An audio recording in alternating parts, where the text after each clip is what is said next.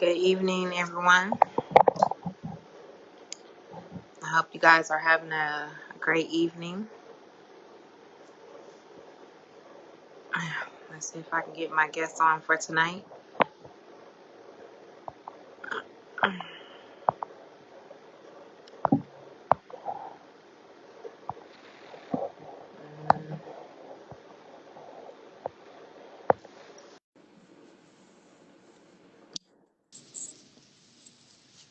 Hello, Mr. Norris. Hey, Camila. How are How you? are you? I'm good. Oh, Jesus. All right. So, I start off the broadcast, if that's what we want to call it. Like and share the video. I do say that I believe in the 6 degrees of separation. Also, I believe that we're one person away, one help or advice away from where you want to be. And being and doing this, it has been proven over and over again that this 6 degrees of separation is truly real. Also, I go into how I know the person. So we're gonna go back to 2000. What year was that? I'll let you figure it out. I know Well, say it in. 2008. Wow. Mm, Yep, 2008. that would make sense. It was around the November time frame. I think it was a little bit right before Thanksgiving or right before Christmas, somewhere around that time. So, Mr. Norris, Ed Yeah, Norris, that is, says that we met in 2008 in Huntsville, Alabama, that is correct. and we fellowshipped with uh, New Hope. thank you. Yeah. I was about to say something else. I'm like, nope, that's not it. Um, I won't tell Pastor John you forgot. yeah, he would kill me if he I saw know this. he Like, what? I know he would. I don't even know. Actually, what was on my list was to say New Hope Baptist, and I'm like, no, they're not Baptist. That's No. not it. So, however, Mr. Norris um, was in the Navy, Air Force. Air Come Force. on. Yeah, I'm tripping. That's all Air right. Force. And so, happily, the church that we went to, um, a lot of them, the families there were in the military.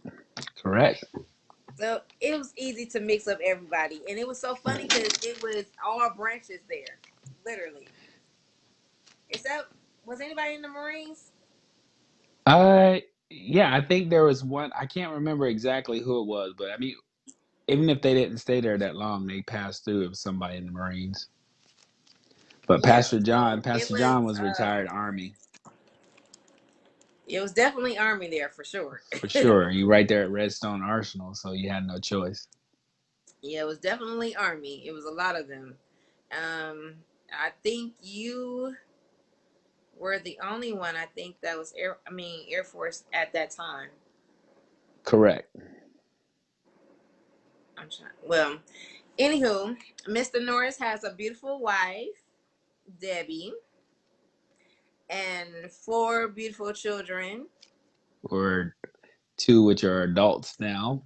Yes, Alexis is 26. Amara is 24. Elijah is 17, and Adora is 15. Adora's 15. Yep, she is. Wow. And the child that they thought was not gonna live, huh? Yeah, they gave What? her what, 15 seconds at the most. They said if she lived, she'd live 15 seconds, and if she survived, she'd never walk, never speak, never laugh, never talk. Well, So, somebody lied. amen to that. So, Somebody definitely lied. yes, Cause for sure. if you ask me, she would be, a musical. Actually, anything she touches, really, a prodigy. Cause Yeah. her that piano y'all had, the little miniature piano. I'm like, Oh, she done moved up to I think 172 keys now. Yeah.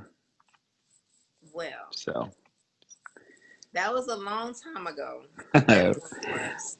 yeah. And the important part was I've learned through that experience with dealing with, I would say, military families, not just their kids, but military family. They really need, um, I would say, the whole support of the village. That is correct. I agree with you 100% on that. It was times where you had to go away. Yeah. Plenty of times where you had to go away. And had it not been for y'all, I don't Um, know. I don't know how Deb would have survived. and that's one of the things that I want to talk about tonight. The unmasking of what really entails into, the military family, especially when, you have younger ones and you have to move, you get comfortable, then you got to move again. You got to get reacquainted with the areas and get them in school. So we're going to start right there. That's where we're going to start at. All right. So no, let's go back to, why did you join the Air Force? Well, I grew up in a very small town in West Virginia, and I knew I had to get out. Because had I not got out, I don't know if I would have. I mean, I suppose I would have survived, but I think it would have been a lot more tougher. I think I would have probably ended up doing a lot of things that a lot of people around me did: drugs, alcohol, different Mm-hmm. stuff like that. Mm-hmm. So where I grew up, there was not a lot of good male role models for me. So I was thankful that I had a cousin who was 5 years older than I was, who joined the Air Force, and that's who I followed out. So So when you got in, and basic training was how long back then? back then it was only 6 weeks. Okay, so Yeah, now it's what, 10? 8.5 weeks for the Air Force. Okay. So some of the other the Army and the Marines are a little bit longer. Yeah. So Yeah, matter of fact, I have a nephew just told, well, he's been, he's about to be enlisted, well, deployed mm, uh, on my birthday in January. really, And he's excited. Like, this is all he's been talking about since he was in high school, of going to the military. I can't remember offhand what branch he's going to, but he's so excited to go. And plus, all he does basically all day is play shoot 'em up games and Fortnite and all of this stuff. So it's like, oh, so now you about to be, real life doing this, and yeah. he's fine with that. How do you deal mentally with I guess going through boot camp? Because that was one thing that I was like, I wanted to. I have a couple of cousins that stayed for the whole duration. Um, Matter of fact, one is about to retire, and one just signed up for his last 2 years. So he was like, so he could get these his two kids through college. He like, nah, after this I'm done. Um, and he's been there basically since he got out of I think the first year of college. Yeah, And he was like, I'm done after this. And he's Navy, and I have one that was Air Force that just retired, like yeah, literally in the last month or so. yeah. Um, he was Well, like, that mental, in my mind, I don't like my mama telling me what to do, let alone somebody else that I don't know telling me what to do. So I was like, yeah, I ain't going. How do you well, do that? it was easy for me. I mean, I grew up in in a neighborhood where every parent told me what to do. It wasn't just, I grew up with my grandmother who pretty much raised my four siblings and myself, along with a whole bunch of other cousins. And I grew up with all the other neighborhood parents kind of watching out for us and telling us what to do. So that was that wasn't hard for me because I wasn't worried about anybody chasing me with a switch or a stick. In boot camp, I was gonna get some yelling and screaming, but you know, my even though I didn't grow up with my father, I met him when I was 12, and he's a retired Marine. When I went to go spend the summers with him, I mean, I was running 7, 8 miles at 4:30, 5 o'clock in the morning. Wow. So going to Air Force boot camp was a walk in the park for me. Hmm. You know, I mentally I was there. I used to get in trouble for smiling too much Wow. because you could yell and scream at me all day. That didn't affect me at all. Okay. Wow. So But yeah, that was one of the keys that most people have told me is a mental, yeah, basically not necessarily physical, but yeah. definitely mental. Mental, Um, they want to see you learn how to be a follower first before they teach you how to lead. And some people go in not being willing to listen, you know, and can't take it. So there are a lot of people who wash out, you know. so would you say like some of the movies that have been depicted of service, all of that, are they right or are they totally off? I mean, some of them are right, but for the most part, it's the movies. You got to have entertainment.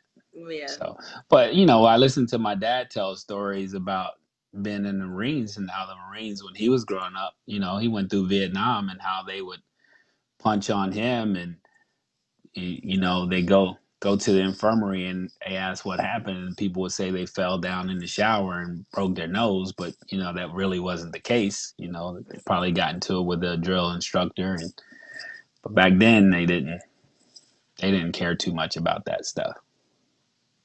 So for those who like in my time, because you're so much older than me, they were like shipping them off like for what was it? Like Job Corps or they had attitudes, like this is your last resort or else. Yeah, I mean, Um, back then there used to be if you got into trouble with the law, they gave you a couple options: join the military or go to jail.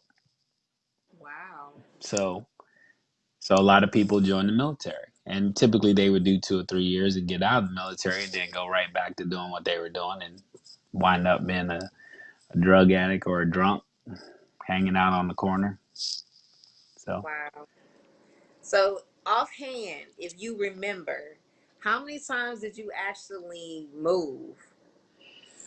well, let's see. When I was single, my first 4 years in the military, I moved 5 times when I was single.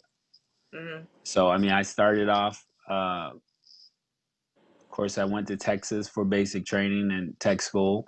Then I went to Fort Dix, New Jersey. Then I went to Great Falls, Montana. From Great Falls, Montana, I moved to the Philippines. Montana. Yeah, that What was the heck is in Montana? that was mine and Debbie's first assignment together. We were both there at the same time. Wow. Yeah. So, and then from there, I went to the Philippines. From the Philippines, I went to Seattle. From Seattle, I went to Florida. From Florida, I went to Spokane, back to Seattle, and then left Seattle, moved to Maryland. And then from Maryland is when I came to Huntsville. That was my first assignment in recruiting in Okay. Huntsville when we were living on Redstone Arsenal. And then from there, I went to Spokane, Washington. From Spokane, Washington to Kentucky, and then from Kentucky, I came here to Columbia, South Carolina, and this is where I retired. Wow. So, Mm. So the so Philippines, her parents is from there, right? her mom is from the Philippines. Her dad was in the Navy. So I didn't know that part. her dad Oh, is well, I from don't remember that Arkansas. part. So she's half black, half Filipino. Are you talking about Debbie? Yeah, Debbie is. So her mom, Oh, yeah. I'm like, I know that part. I'm like, yeah, her mom is from the Philippines, but her dad is from Arkansas. oh, okay. Now, I remember because we used to have this conversation about the fish heads. Yeah. And I'm How her like, mom don't throw away anything. They eat yeah. everything. And I was like, wait, so y'all eat a fish head? Like, it's like, yeah, it's a delicacy. Like, Yeah, yeah. the eyes, they don't waste anything. I mean, but if you've ever been to any of those third world countries and you see how they live and how poor they are, you see why they don't waste anything. Wow. So, That's interesting. yeah, I recall when I went to the Philippines, I wrote my grandmother a letter and told her that I would never complain about anything else and complain about being poor because of what I saw there. And I think at that point I was like 21, 22 maybe when I was there. Hmm. Hmm. Yeah. I thought I had it bad growing up, but when I went there, it Wow. was nothing. Hmm. So, So, did you ever go to war while you were in? no, I never went. I actually Deb and I both were on a 44 man team that was on standby to go to the desert when the first desert storm kicked off in 1991. We were both slated to go, but then I left Montana and went to the Philippines, and then after that, because we both were cops, so we were both cops at the time, and so we So, were was def. that given to you, or that's what you chose? That's what I chose simply because I wanted to get out of West Virginia. Originally, I was going to go into accounting and finance, but I would have had to wait to get that job, and I just wanted to get out of West Virginia, so I took the first job that was available that would get me out as soon as possible. And then I cross trained about 3 years later into into something different. That's interesting. So, how did you decide that? Okay, so you guys met a while ago while y'all were both serving, Correct. and then when did y'all meet back up again? So we originally met in 1989 in San Antonio, Texas. She was a cop. I was a cop. She was 2 weeks ahead of me. Then we both, excuse me, like I said, we both got stationed in Montana. Uh, and then I left Montana, went to the Philippines, and I came back from the Philippines. I went to Seattle, and that was in 1991. I stayed in Seattle from 1991 to 1993. So Deb got out of the Air Force in 1992, and her brother was in the Air Force, and so she moved back to Seattle with and moved with her brother, and so we ran into each other then in 1993 is when I ran into her again because I had just come back from Africa, and yeah, so I went to Africa for 3 months, and so I came back, and there was a note on my door from her, and so how she found out where I lived is a mystery to me. Some cop at the gate gave where I lived. Just she could have been somebody coming to knock me off, and here they Right, are giving she them. done gave them the whole Yeah, key. Like, yes, exactly. he lives So here. yeah, so we chatted. And then I left in 1993 and went to Florida for 6.5 years and decided I got out of active duty at that time and joined the Air Force Reserve and decided to move back to Seattle myself because I liked it out there. And so we ran into each other. So that was in 2000. And then I ran into her again in 2001 is when we ran into each other again. And we went out on a date on May 18th of 2001. and we've been together since then. You better know them dates now. I know You the dates. listen. I think she was on here a second ago, so she probably Yes, taking down there she taking probably be like, notes. listen, you better get it right. You better get it right. So yeah, so we met. We had lunch at a Mexican restaurant May 18, 2001, and then we got married in October 12th of 2002. Hmm. So, and I tell everybody that it was meant to be because she and I share the same birthday, same year. Everybody always gets a kick out of that we were born on the exact same day, same year. You know, Yes. yeah. Every time we buy a house or something like that, people always want to say that we got somebody's birthday wrong. Like, no, that's what Yeah, it is. yeah, it is what it is. Like just this past Saturday, we refinanced the house, and the guy was looking at our driver's license, and he's like, "Wait, y'all." Like, yeah, it's same birthday. So yeah, your eyes not playing tricks on you. So Right, yeah, exactly. yeah. So, out of the places that you have been, what was your like least favorite, and what's your favorite? Somebody just asked me that the other day, and I don't have a least favorite, and I don't have a favorite. Because I've enjoyed everywhere where we've gone, or even when I was single, everywhere I've gone. I mean, I still have a friend of mine who I've known since basic training, who I keep in touch with. I'm a people person. I like to hold on to relationships. So everywhere I go, I figure I'm gonna make the best out of it. Like even when I got my assignment to Montana, my dad had some connections, and he asked me if I wanted him to get me out of going to Montana, and I was like, no, I'm good. Because I'm not planning on going to Montana any other time, so I might as well Right, right. go while the government is paying for it, and experience life a little bit. Yeah. Growing up in West Virginia, I wanted to take advantage of travel and education, that the Air Force was going to provide for me. So that's what I did. Now You that know, would be one part of it that I would say I would have missed the most, maybe, if I was in the service, being able to go to places that you probably wouldn't even think or imagine to go. yeah. I mean, I spent 2 months in Panama. I spent 3 months in Africa. I spent 2 months in this place called Sokcho, Korea, up in the mountains. You know, um, spent some time in Japan, Alaska, Germany.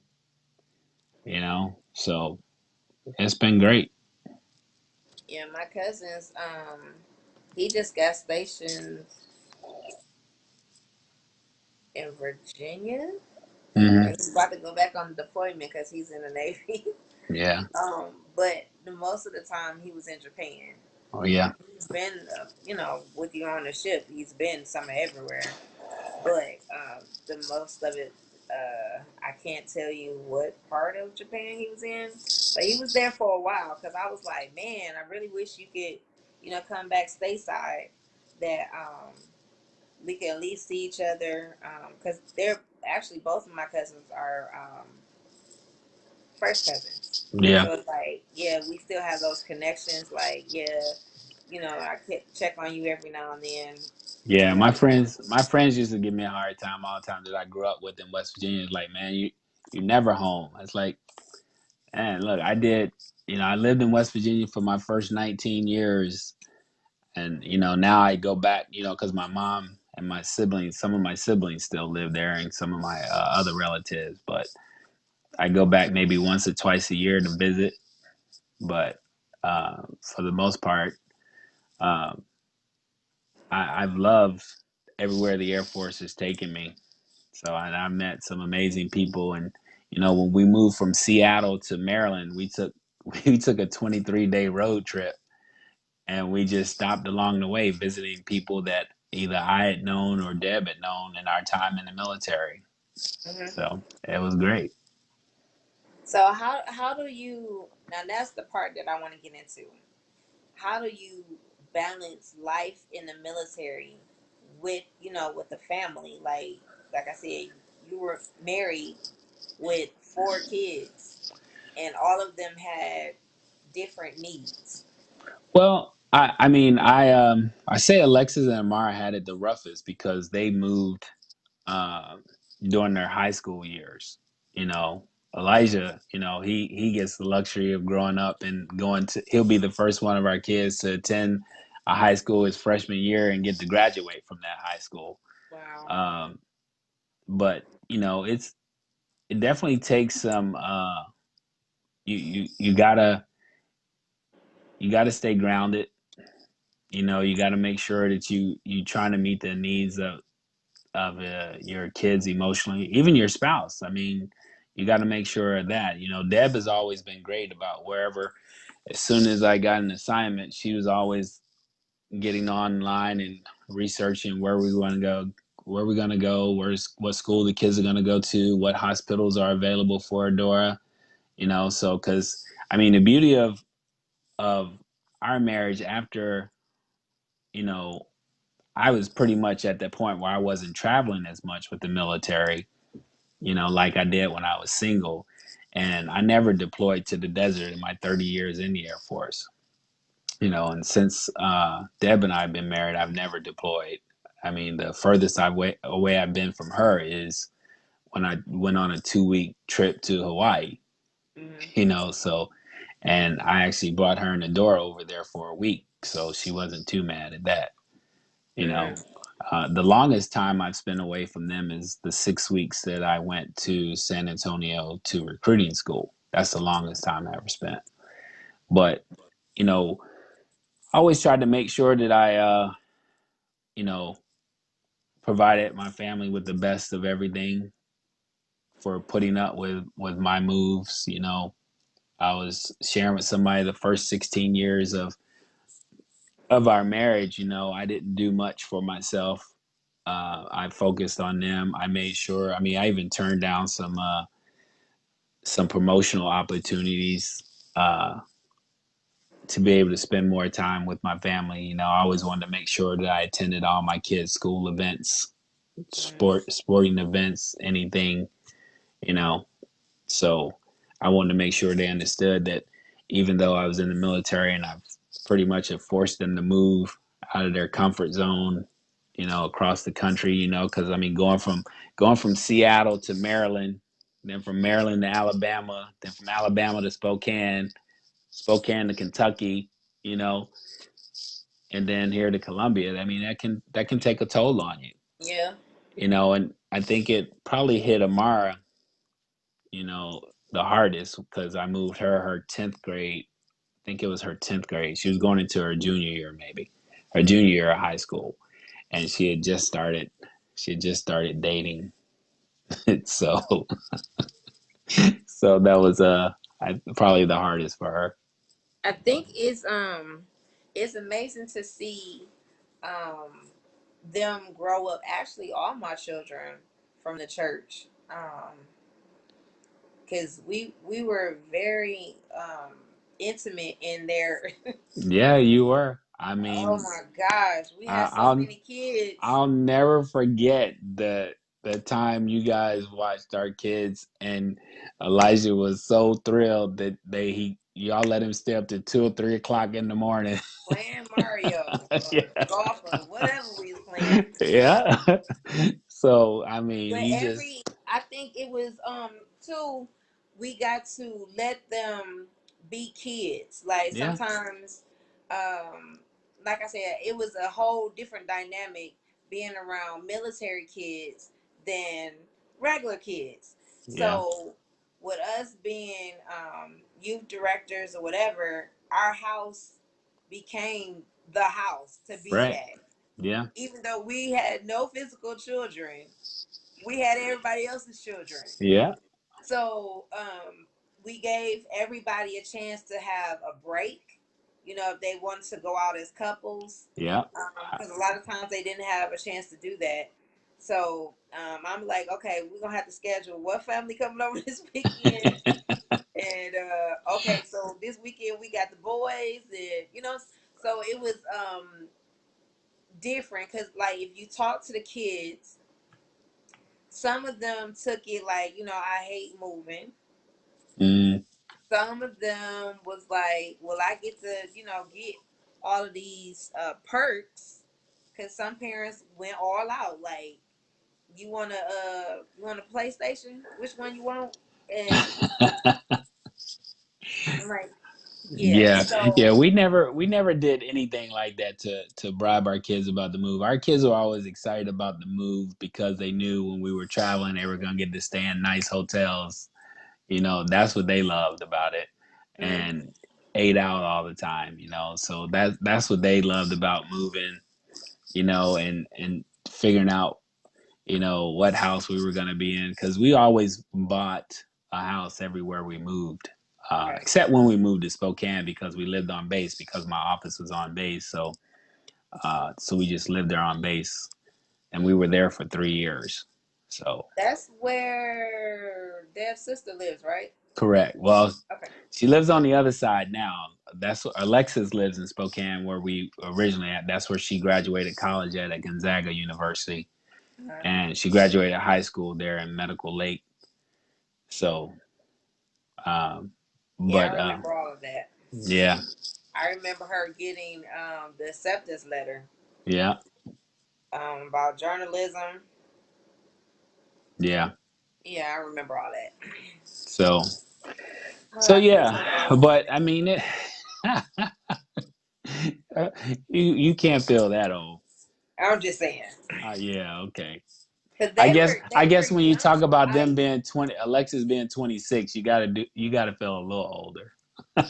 I'm just saying because when they came to the church, I had just really stepped in that role of getting the kids choir together, the dance team, Yeah. all of that. Amara was all trying to act like she was shy, and so to see her then and now, it's like night and day. Like, Oh, for sure. Uh, I'm like, this d- is who is yeah, this? yeah. Deb dad said you don't meet Amara, you experience Amara. Yes, from her going from trying, really finding her way, Yeah, and because everybody's child was different, and they needed something different from you. yeah, So to see her now is like, wow. yeah. I know what you're saying. And even Elijah, like we was like, there's nothing. I'm gonna have to, in the world of who's watching us, his son Elijah pretty much can do. I would say he can do anything that he put his mind to. Literally, I don't think there's nothing that he could do. Even in video games, we was like, there's no way you can beat this game. There's no way you can. Please, Yeah, and it hasn't gotten any. It hasn't slowed down. The whole. wow. He's still. Matter of fact, he's probably next door right now, gaming, playing with his friends online.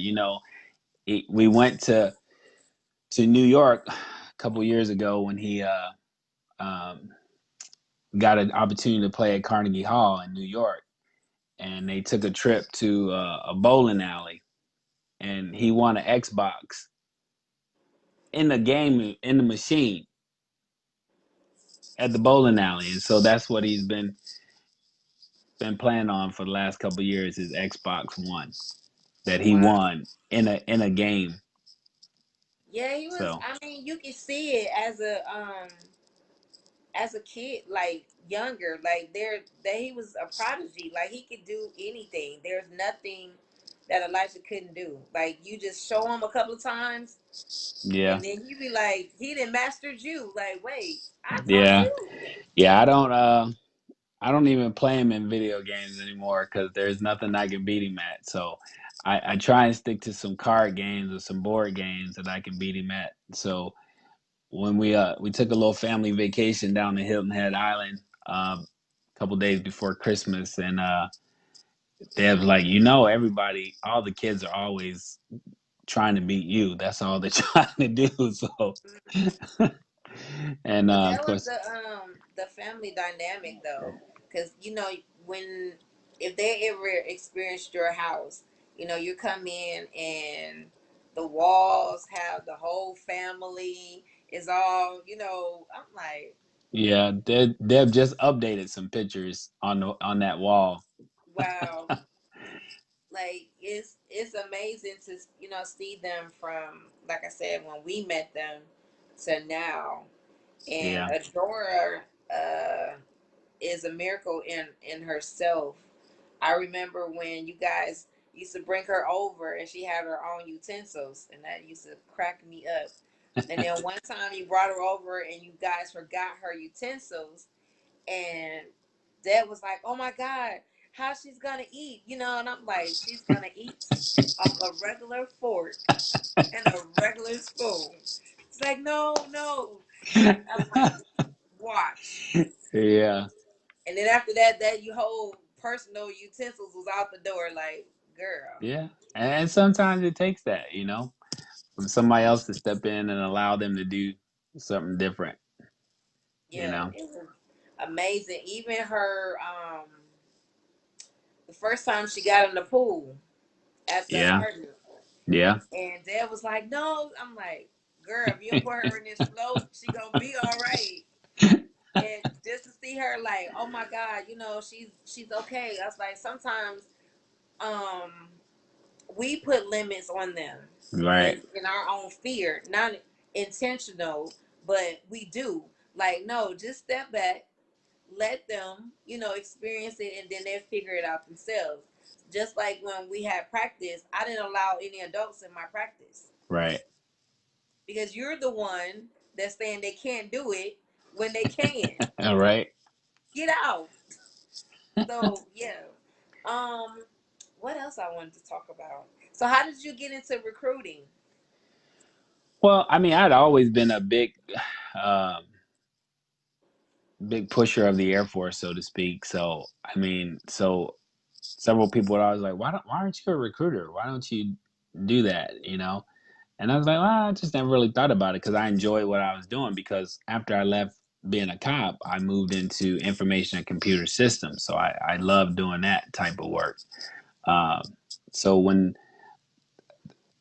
Deb and I got together, uh, so I went, as you recall, the two oldest are my stepkids I've had since they were 3 and 6. I was a single guy. I was working as an independent contractor, so to speak, because I wasn't active duty. So I was working strictly off commission. So it was just me. I didn't really have a big concern about me because I knew I was going to survive. But when Deb and I started dating, and once we decided to get married, I know I had to take a more proactive role to make sure that my family was taken care of. So I knew going back as a recruiter, I would be able to get my active duty uh, pension. I knew I would be able to get full medical coverage for my family. So that was my main reason for going into recruiting, to make sure that my family was provided for. And so I spent the last 10 years of my career as a recruiter, uh, and making sure that they were all squared away. So with that, with recruiting, I'm not sure if this is true or not. So basically, do you have a quota that you have to make as far Yeah, as yeah, you have a quota each month that you're supposed to meet. But the Air Force is, I always say in recruiting, I mean, when you love what you do, I never looked at recruiting as a job for me. It was something that I love to do. I love talking to people about the Air Force and all that it done for me and for my family. So it was an easy sell for me, you know.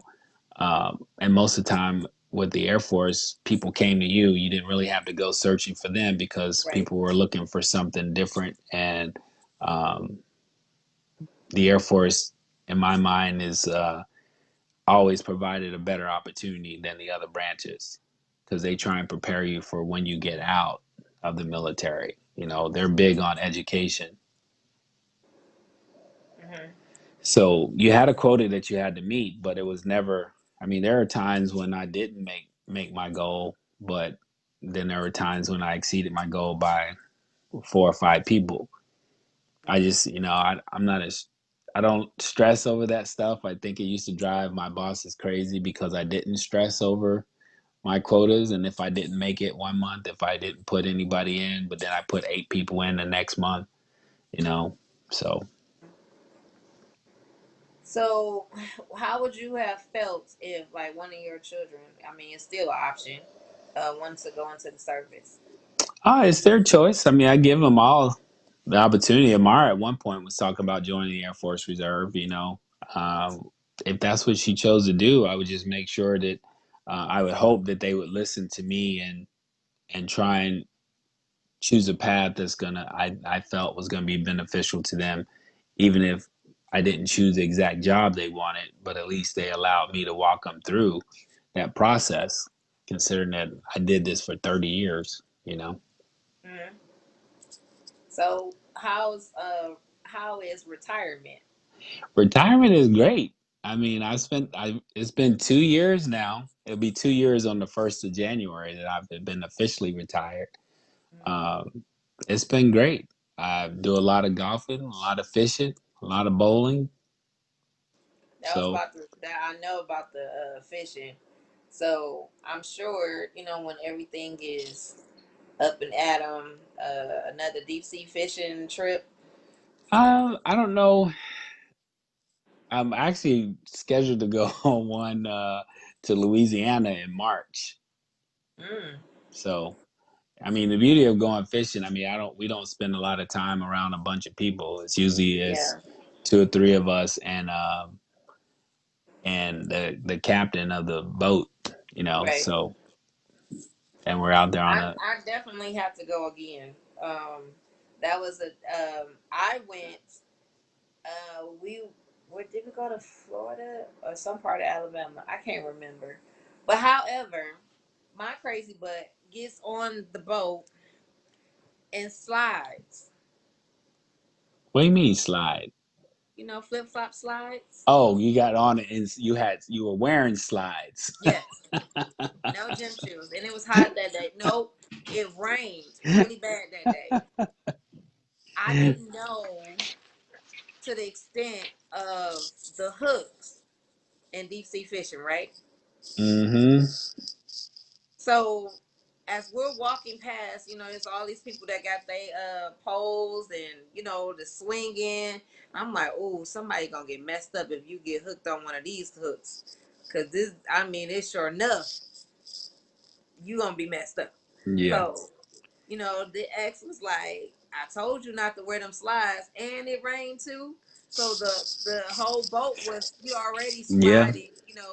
I was like, yeah, mental note, don't do that again. Yeah. See, I Don't- took even when I went to Mexico, I took waterproof boots with me, and they were teasing me, but I was the only one that wasn't sliding all over the boat. And then this one guy, he was hauling in 115-pound tuna, sliding all over the place in them little. I think he had on some Vans or something. So I was like, Yeah, see, it was it. I would recommend if you are a fisher person, please go at least once to deep sea fishing. That is an yeah, experience in itself. Going, seeing dolphins next to the boat, and I think a couple of times some people brought up like a baby shark. Of course, you couldn't keep it, and I was right, like, yeah, you might want to get rid of that right now because that's not happening. yeah, yeah. But and matter of fact, the three people that I'm going fishing with in March is the one guy I told you I known since basic training, Hmm. and then the two other guys are the guys that we were all four of us we were stationed together in Montana. So we've kept in Wow. touch over the past 30 years. Now that's what's up. Yeah. So much. Is anything in South Carolina? With COVID, are y'all are y'all shut down or no? Not really shut down. I mean, they're still wearing masks, you still have a capacity, certain amount of capacity that you can have indoor eating. But hey, the VA started giving vaccines today. Yeah. You going to get one? I think I'm gonna wait. I know a guy who just got his today. So I told him I'm gonna give him a couple weeks. He's like if you see my feet starting to grow blonde hairs, don't shoot me. Just tame me. Right. Just gonna put you in a cage. Make sure Yeah, every now and then you know do yeah. that. Like I'm like matter of fact, you probably uh shouldn't go to work for a couple weeks. You should probably stay home. Well, at this point, here, I think I think we're still under. If you go to a restaurant, it has to be outside. As far as Hmm. eating, um, Well, probably ain't nobody eating outside in Detroit this time of the year, huh? no, we matter of fact today we had hail and rain overnight. It was snow, so yeah, Well, ain't nobody want yesterday to be outside right now. yesterday it was 61 degrees and sunny. Today is 46 degrees and rainy, and tomorrow is supposed to be 70 degrees. That sounds like pneumonia weather. Yeah, so But I still have to come visit. So y'all, I South Carolina, y'all got the beach, right? Or is that North Carolina?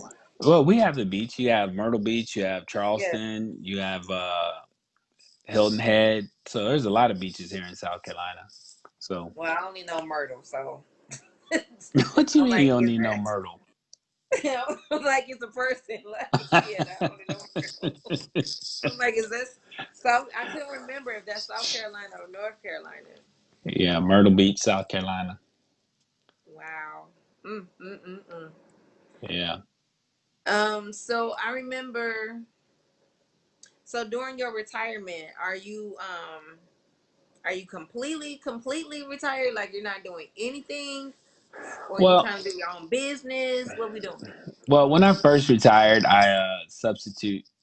I was doing substitute teaching for a little while, you know, and that was just maybe 2 or 3 times a week. Like If a subject, or we like ROTC? What we doing? no, I was actually just whatever subject, whatever wherever was needed. Okay. I actually, believe it or not, the Spanish teacher used to always request me so to sub in her class. So because I mean I don't speak fluent Spanish. I speak a little bit, and the kids always like to laugh at me when I tried to speak Spanish because they at the more advanced classes they had to speak Spanish throughout the entire class. Entire So of course class. it allowed me to brush up on my Spanish a little bit. Mm-hmm. Um, but then of course when the COVID hit, they were trying to get substitutes to come back in and teach, but we haven't because Deb and I both were subbing, and but Okay. neither one of us have been back. And then I took a Wow. little job. I took a little job down at the VA, so I go down there a couple days a week, Mm-hmm. um, but nothing serious. And I'm still thinking about getting back into my investment business. So I just Okay. gotta get my investment license again. So because everybody keep asking me about mutual funds and all that great stuff, so I think I'm gonna get my investment license again. Okay. Was that wasn't Transamerica, was it? Or was it? No, it was Primerica is what it was that what I used to work with. I know it was America something. Yeah, I can't remember. yeah. That was so long ago. It's been a while. Wow. Because we left there in what 2010, Alabama in 2010. Yeah, Yeah, because I think we left 4 years after you. yeah, 2014, we moved back here. yeah, Wow. That was a long time. yeah, Interesting times. Do yeah. you ever plan to go to visit? Where Alabama? Hmm. We've gone there a couple of times. When Amara was going to school in Mississippi, we stopped through a couple of times and saw Pastor John. And I went down there a few times because we still had our house down there. We just sold that house this past April, Wow. so I went down there, did some work on the house, had some of my relatives came from West Virginia, my sister and my cousin, and a couple other people came from West Virginia and helped me get the house ready to put on the market. And so then we sold it. Wow. That was a So nice house too. yeah, you should. I'm gonna send you the link to see what it looks like now, and it would be like, wow, that's a totally different looking house. So, Wow. I mean, outside still looks the same, but the inside we did the whole flooring and everything. Uh, remodeled the kitchen. New countertops. Yeah, yeah. Wow, that is amazing. Um, so have you ever thought about like the maybe going back in and actually being, are they called professors or drill sergeants or something? What do they It's call well, them? you talking about an ROTC instructor for high school? No, not necessarily high school. I'm talking about for like actually in the military, Oh, like heck being. no, no, I ain't going back. I did my 30. I'm done. I'm praying that I never have to put on another uniform to do that. I mean, unless I'm going to some event, military function that Hmm. and I can put on my blue uniform as long as I can still fit it. I got to try and stay down so I can fit into it. I still fit into it. It's been 2 years. I still fit into it. So I'm thinking like maybe consulting kind of thing. With the military? Yeah. No. Uh-uh. Nah. I'm not trying to do anything that is going to require me to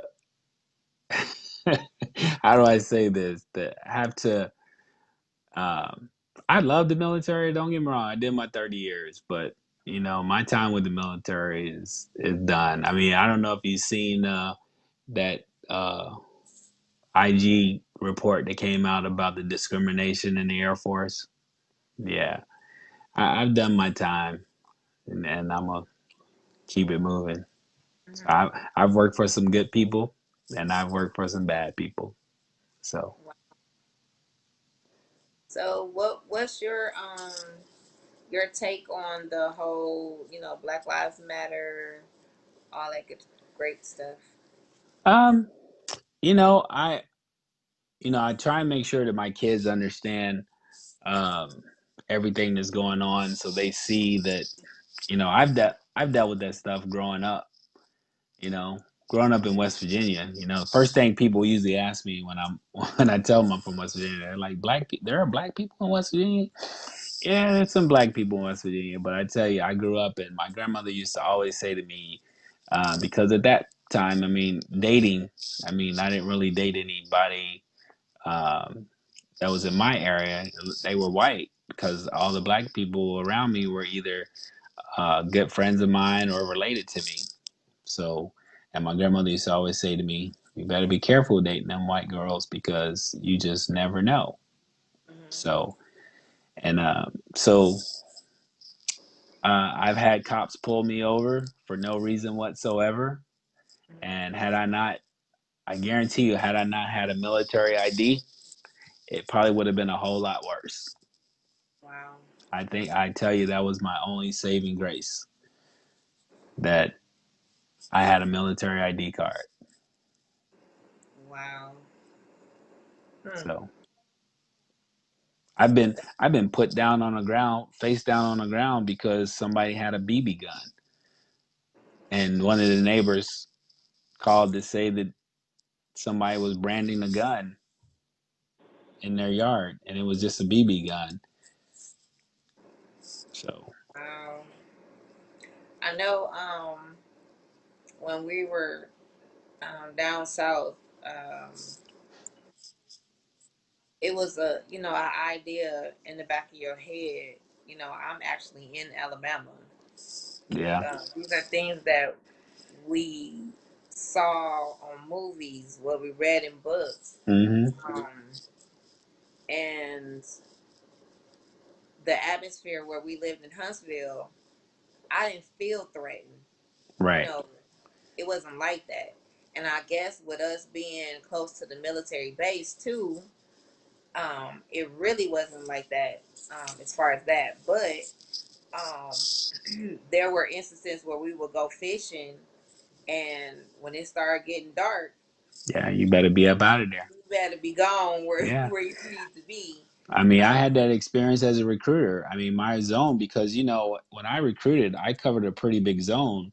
I covered parts of Alabama, Tennessee, and Mississippi. wow. Hmm. Yeah.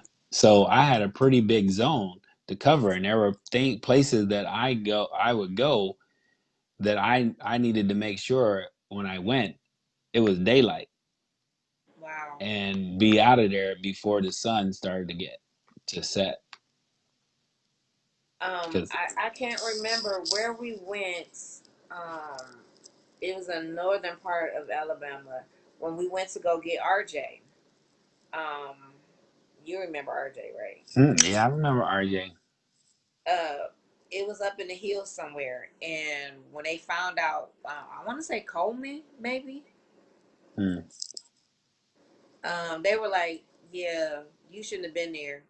And we like, well, we didn't. We were just going to get a dog. We didn't know. And Right. they're like, yeah, that's not where you want to be. And luckily, we got back. Wasn't no issues. But a couple of times later on, um, he got pulled over, and they called for like 4 cop cars. And at that time, he was big, Yeah. so they felt threatened. Plus, he was smart, so it was like that running off at the not like in a disrespectful way, Yeah. but no, that's the law says that. I was like, boy, if you don't shut up. I know, right? Well, I remember getting pulled over in Spokane, Washington. Deb and I were leaving the movie theater. It was about 11:30 at night, and we pulled out right behind the cop, and it was a 2-lane highway. Well, 4-lane highway, and the speed limit was 45, and the cop was in the left lane doing 40, and so I'm in the right lane. I mean, I was riding behind him. And so then I moved over to the right lane to go past him, and I'm doing 45. And so I'm doing 45, and then he slows down and gets behind me. And I was like, I told Deb, he's going to pull me over. She's like, why? I was like, I don't know, but he's going to pull me over. So 2 minutes later, the lights come on, pulls me over, and he asked me, um, well, where are you rushing to? I was like, I just left the movie right behind you, and I'm going home. He's like, well, why did you pass me? Like, well, because you were doing 40 40, and I'm in doing the 45. 45 in the left hand lane, and that's the passing lane. Uh, So, and he's like, well, there's no way you were doing 45. I was like, well, why is that? He's like, well, my speedometer is calibrated. I go, well, that's great. Your speedometer is calibrated, but did you clock me doing 45 or did you clock me doing more than 45? And he never would say. So took my ID, my driver's license and everything, and my address had the Air Force Base on it. So he came back and asked me if I was in the military, and I said yeah. And then he gave me my ID and said, "Have a good night." So that was on a Friday night. So Monday morning, I went down to the police station in my dress blues and filed a complaint. But nobody can recall the call coming in to where he pulled me over. And they're supposed to log that stuff. right. But nobody had any record that he ever pulled me over. So you just made that up, huh? Yeah, that's what I said. But I was like, and he never gave me his badge number, you know. So I was like, yeah, these cops, man, it doesn't matter how nice you are. People always talk about, well, if you just be respectful, you know, you can be respectful, but if somebody just has, that, Their own intentions yeah, already. they feel like they want to be in control, then they're going to do whatever they want to do. And at that time, they weren't wearing body cams because this was in 2000. I want to say this was in 2011, maybe 2011, and they weren't required to wear body cams in that little small city. Airway Heights is the city that I got pulled over in, and so like I said, you just never know what they're gonna do because they have bad. Some have bad intentions, some have good intentions, but I mean, to pull me over because I passed you when you know that you were doing 40 in a 45, and just because I went around you, now you want to pull me over. And and one of my friends that I've known for a while, he says, "You were probably being a smartass." I go, "I wasn't being a smartass. I was just stating the facts. You know, you pulled me over. I'm doing 45 in the 45. You were doing 40. So why does that make me a smartass? Because I'm telling him what was going Right, on. right. Because I knew I set my cruise control at 45. So So you I wouldn't. didn't, because Yeah. there was no question that I was going to go over the speed limit. I set my cruise control at 45, so I wouldn't. So you wouldn't give I Right. wouldn't give him any reason to pull me over, but yet he still pulled me over. So Mm-mm-mm. yeah, Yeah, I think when it comes to the intelligence and um being black, and you know we have our own issues when it comes to the whole police thing. I don't get into that, as far as going back and forth about it, because I can't say what I'll do and how I would feel if I was in right, that predicament. yeah, At one point, we would have thought over time it was just the males, but as we can see, they mess with yeah, females as well. yeah, yeah. Um, I do my best not to be argumentative, but like I said, I know that I know that I got a smart mouth, but yes, you I do. but I know that I'm not going to allow you to just talk to me any kind of way because Yeah, you think that I have to respect you because you're wearing a uniform. You show respect and you'll get respect. I used to deal with that all the time in the military. With people because they outrank you thought they could talk to you any kind of way. yeah, Yeah, no, um, that's why I tell everybody I would never get promoted to the highest rank in the enlisted field because my mouth would never allow that to happen, and I was okay with that. right. I mean, because at the end of the day, you did your what you wanted to do, what you felt like was you. Right, You, like you said, you're a people person, always have been, and recruiting was best for you. I mean, to right, get to meet new people, talk to them about the life that you had in the military, which wasn't bad. Like right. I said, you don't have any war stories. You No, don't have that part of it where, people be like, well, like I knew some people that were in the military and they got deployed to the desert. They got deployed to Iraq and all of that.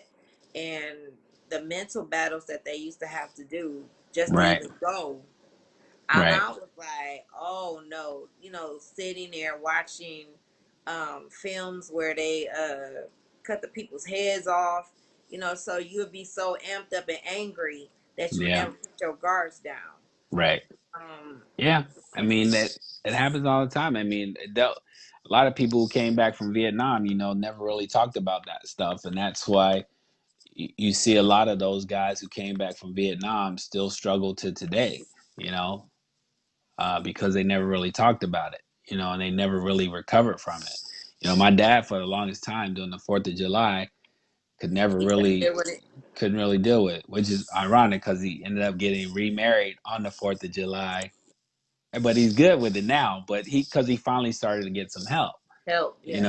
and that was the thing. A lot of, especially, you know, a lot of black men don't believe in getting counseling. You know, Or pills.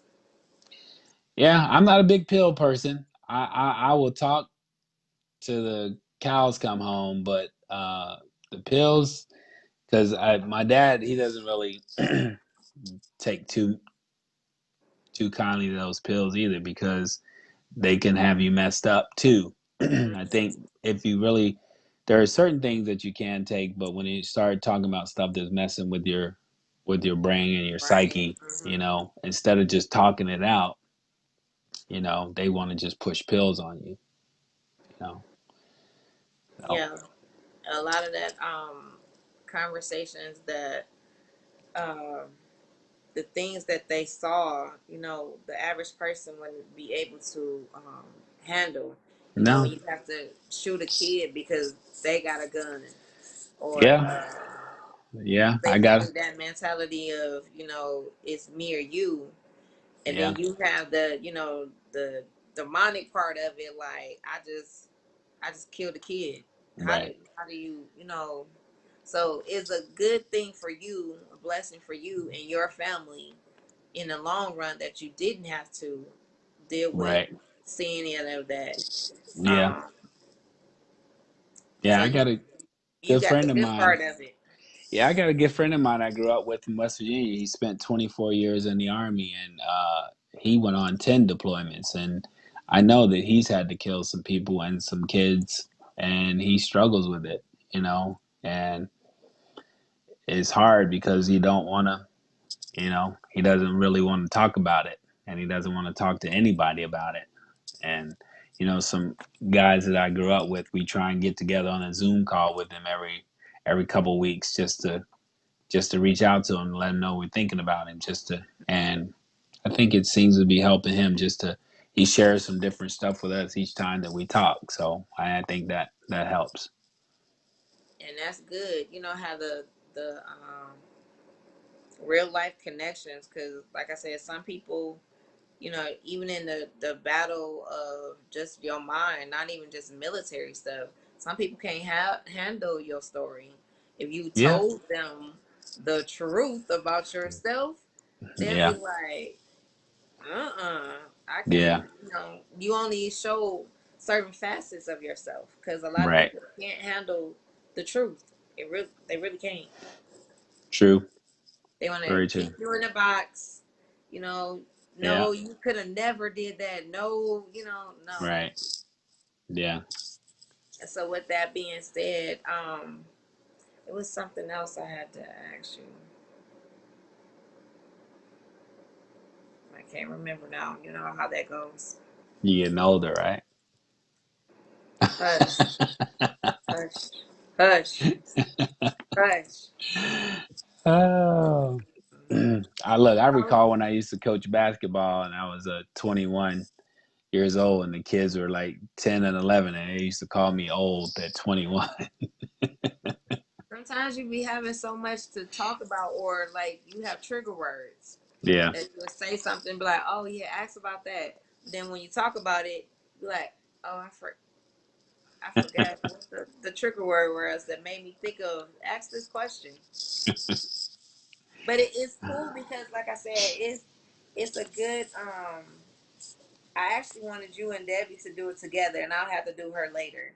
But to actually see, and kudos to you of raising your children, as well as keeping a dynamic with your wife, because like we say, even with we had it mixed up that we was church, church, church, church, church, and really your first ministry is your family. Family. Yeah, I agree. And Yeah. we had some hiccups Yeah.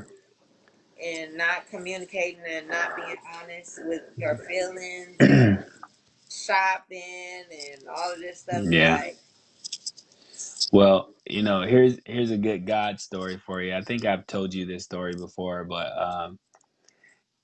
never tell God what you're not going to do. When I was single and out there dating, I said I didn't want to date anyone with kids. And if I did get married, I definitely wouldn't marry anybody with kids. And what does God do? He sends Dad back in my life. And I raised two wonderful girls who I love dearly, but I knew their father as well. And he never liked me from the start. So wow, I'm telling God I'm not gonna marry anybody with kids, and God puts a woman in my life for me to raise two girls by a guy who doesn't even like me. So, that's but interesting. yeah, but I wouldn't change it for Yeah, anything. And the it, the, it the it thing makes the about it, dynamic of your family though. yeah, thing about it, they've never. One thing I can say about them is they've never ever introduced me to any of their friends as their stepdad. It's always been this is my dad, Right. you know, and they've never And they've never said to me, "Oh, you're not my father." You know, I've known a lot of step parents who have gotten that, and they've never said that. Now, whether they said it behind my back to one another, I don't know. But you know, in front of me, I've never had that. They've not never disrespected me in any way like that. So If not, Debbie probably would have knocked them into a whole nother century. yeah, let them tell the story, Dad. If when we were growing up, I'd rather you spank me than Mom because when she spanks, she likes to talk. Did not tell you not. Right. And Yeah, I she's just tell like, her, this is no, how many licks you gonna get, and then I'm done. I don't talk. I just do it and be done. I don't remember you ever whooping them. I don't recall that. I think by the time we no, I don't. Y'all did a lot of talking. Yeah, we did a lot of talking. We didn't really spank them too much, but No, God, they were good. I mean, they never really gave us a hard time about no. anything. So I will say the your set was pretty cool and laid back, like and then they were very talkative. Like kids don't, and they yeah, were very open in expressing themselves as well yeah, as being open to change and now they're all blossomed and yeah. And it's so funny to hear Alexis talk because she's talking about, oh gosh, now I hear myself. You know, when you guys talk about stop leaving the light on and stop running that water and stop opening the refrigerator for nothing, just standing in there. You know, because now she's paying her own bills. yeah, So yes. yeah. So and it's like Amara, you know, if you ever follow her, you know, she posted something about grocery shopping and talking about how this adulting thing is tough. Nah, yeah, like we didn't expect all these things. Like, can we go back to being kids where I can Yeah, have, you know, we can have the part of being an adult, but not actually being an adult. right, right. So I'd be like, listen, can I go back to being a kid, please, with a whole husband? Like, no, can we go back to being the kids? I forfeit. I'm done. It's over with. But unfortunately, we can't do that. So. No. So But anyway, so I want to thank you so much. thank you. I feel honored that you even asked me to do this. I know you wanted to do it with Deb and I both, but with the door being down there, a door would have just been And that's fine. trying I ain't trying to seen the door and crash. talked to her in so long. Yeah. I've shown her your pictures, and we talk about your different hairstyles. Yes, I change them often. You should see the reaction of the people at my job. They was like, "Wait, what is it? Okay, now I'm gonna call you red. Yeah, next week it might be blonde. Who knows?" I imagine your husband like, "Hey, keeping it spicy. You never know what you're gonna get when you come." Listen, the look on his face when I came home with it, he was like, "Yeah, I like that." So I mean, it's good to change. Like sometimes you just be in that moment, like I just want something, change it up. uh, I've well, always liked color though. yeah, it looks good on you though. I was gonna tease you about your last segment when you had your glasses on. You looked like you had the Roger Rabbit eyes going on because of the glare of the Uh huh. lights. I had to, and then he bought me a selfie, the light ring, Uh, so I don't have to hold the phone anymore. So I'm looking in the picture, and it's like all you see is the reflection of the light in my glasses. I said, yeah, that's what I was talking about. Yeah, I said, let me take these off because this is not working. I was like, oh, they was looking like, is that a new filter? Like, yeah, it sure yeah, is. yeah. We bought this tripod for when we were going to the beach so we could take some family photos and not have to Hmm. ask anybody to take photos of it. You know, it's Right. got so that's what I'm using now. So, but when you talk to Deb, when you schedule your time with Deb, I'll make sure that we have a door around so she can get on, and then maybe Deb can give you a little tour of all the new pictures that she put up Okay. on the wall. Yeah, I was gonna I'm off this weekend, so I'm gonna get my schedule together for the new year because I was doing a lot of back to back, like two Yeah. or three Oh videos yeah, in I know. one. I was And I getting was on them. like, I'm tired. I'm tired of talking. So Yeah. it's like, yeah, don't do that. So Yeah. I'm trying to figure out maybe 2 times a week will I actually come on a regular schedule and maybe do maybe two or just Yeah. one a day and just, um, Gotcha. because I have a list. When I say I have a list of people, Yeah. um, that want to come on and those people that I've already talked to that they're suggesting people to me. Right. So it's like, yeah, I'm gonna be busy. Yeah. Well, Deb will be out of pocket the 7th through the 21st of January. She's actually I can't say because somebody might be online watching. Um, that Yeah, don't do that. yeah. So she'll be out of pocket the 7th through the 21st of January. Okay. So Maybe and, I'll schedule her in February. But yeah, well I definitely even Elijah, oh, I haven't talked to that would him in be a an while. interesting one. Yeah. Hopefully I think he'll do well. You know, once he gets started talking, it's hard to get him to stop. I tell him his intellect is just too far above me. He'll So probably start asking me questions, knowing him. wouldn't surprise me one bit. So So thank you so much, all those who have been on. Please like and share the video, and thank you for taking the time out this second time around because we had to reschedule it's all um, good.